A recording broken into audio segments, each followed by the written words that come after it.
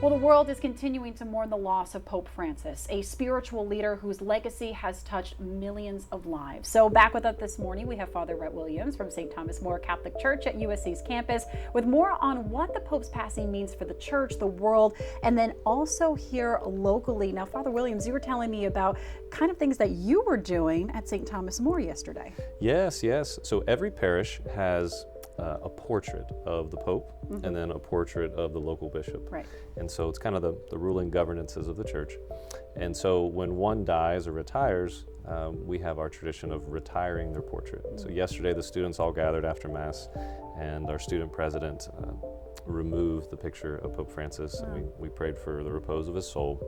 And then we processed it up to a separate room where we have former bishops and popes, and placed it, and then said some more prayers. So yeah, the local traditions are always very, very intriguing. We have a local basilica, so the only basilica in the state of South Carolina was recently made in 2020, so at our 200th anniversary for the diocese. And so St. Peter's Basilica, or as we call it, the Basilica of St. Peter's, to distinguish between Rome and here. Yes.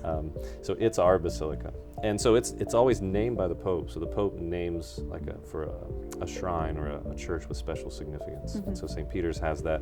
And every basilica has what we call an umbrellino. It's an umbrella, basically, that has the papal colors.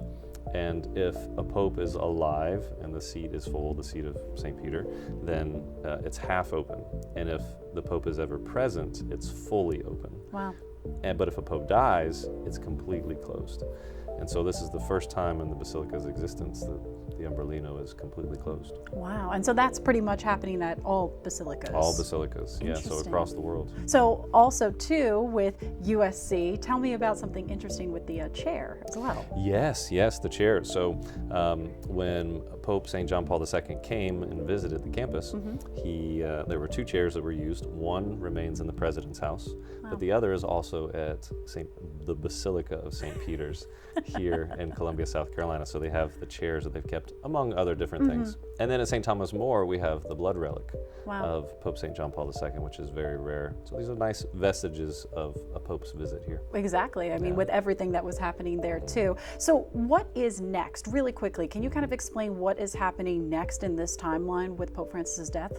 So here on a local level, we're kind of waiting. So his name has been removed from our masses because he's no longer there as Pope. So we just mentioned the Bishop Jacques Fabre-Jun in each of our masses.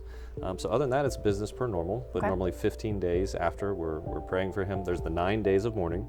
So we have the 9 days of mourning, and then there'll be requiem masses. And then finally, when conclave starts, we wait and we pray. Okay, and then that is going to be happening. Father Williams is going to be coming back to kind of really talking a little bit more about the conclave, exactly when that happens in a couple of weeks. Thank you so much for stopping by, giving us an insight both internationally, nationally, and also here locally. Okay, no, my pleasure. Absolutely. All righty, everyone. We're going to be putting all this information on our website later on today at WLTX.com. Here's one thing you need to know about our weather. In particular this morning, we do have some showers kind of moving through parts of the Midlands, and